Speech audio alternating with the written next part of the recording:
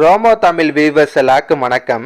இப்போ சிறகடிக்க ஆசை சீரியல்ல ஒரு பக்கம் ரோஹிணியோட அம்மா முத்தையும் மீனாவையும் கஷ்டப்படுத்திட்டோன்னு சொல்லி ரொம்ப ஃபீல் பண்ணுறாங்க.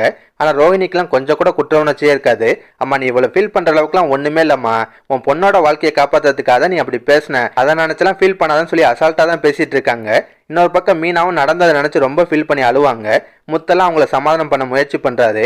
அப்போ ரோஹிணியும் விஜயாவும் அங்கே வந்து முத்து மீனாவை கிண்டல் பண்ணுறாங்க. விஜயாலாம் நீங்கள் அசிங்கப்படுறதை பார்க்கும்போது எனக்கு அவ்வளோ சந்தோஷமா இருந்துச்சு, உங்கள் ரெண்டு பேருக்கு நல்லா வேணும், நான் எத்தனை தடவை சொன்னேன் இதெல்லாம் சரி வராதுன்னு, என் பேச்சை கொஞ்சமாச்சு கேட்டிங்களா, அதுக்கு தான் அனுபவிக்கிறீங்கன்னு சொல்லி கிண்டல் பண்ணுவாங்க. இதுக்கெல்லாம் டென்ஷன் ஆகுது. இங்கே பாருங்க, ஆல்ரெடி அவள் வருத்தத்தில் இருக்கா, நீங்கள் வேற கடுப்பேற்றாதீங்கன்றாரு. ஆனால் விஜயா கேட்காம தொடர்ந்து வாய்க்கு வந்ததை பேசிட்டே இருப்பாங்க.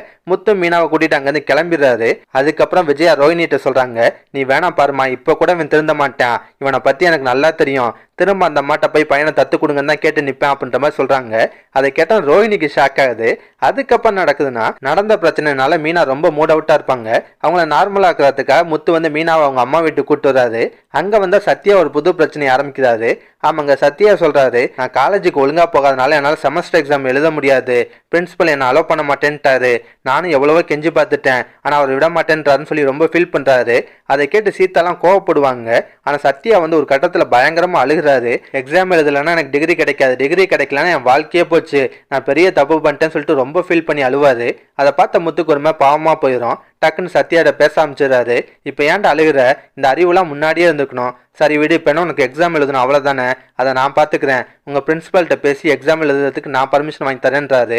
அதோட தான் இன்னைக்கு சீரியலை முடிச்சிருந்தாங்க. இதுக்கப்புறம் என்ன நடக்குன்னா, ஒன்று முத்து தனியாக போய் பிரின்ஸிபலை பார்த்து பேசுவார், இல்லை மீனாவையும் கூட கூட்டிகிட்டு போகலாம். எப்படியா பிரின்ஸிபலை பார்த்து பேசி அவரை சமாதானம் பண்ணி சத்யா எக்ஸாம் எழுதுறதுக்கு பர்மிஷன் வாங்கிடுவாங்க.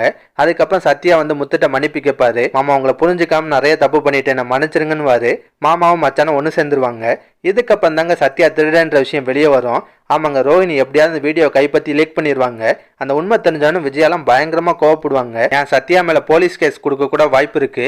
ஒருவேளை அப்படிலாம் நடந்தால் மீனா போய் விஜயாட்ட பேசுவாங்க, அத்தவன் சின்ன பையன்த ஏதோ தெரியாமல் தப்பு பண்ணிட்டான், போலீஸ் கேஸ்ன்னு போனால் அவன் வாழ்க்கையே வீணா போயிருந்த, படிக்கிற பையன் தயவு செஞ்சு கேஸை வாபஸ் வாங்கிடுங்கன்னு கெஞ்சுவாங்க. அப்போ விஜயா வந்து இதே சாக்கா வச்சுட்டு மீனாவை பிளாக்மெயில் பண்ணலாம். நான் கேஸை வாபஸ் வாங்கணும்னா நீனும் உன் புருஷனும் வீட்டை விட்டு கிளம்பணும், அதுக்கு சம்மதிச்சிங்கன்னா நான் கேஸை வாபஸ் வாங்குறேன்னு.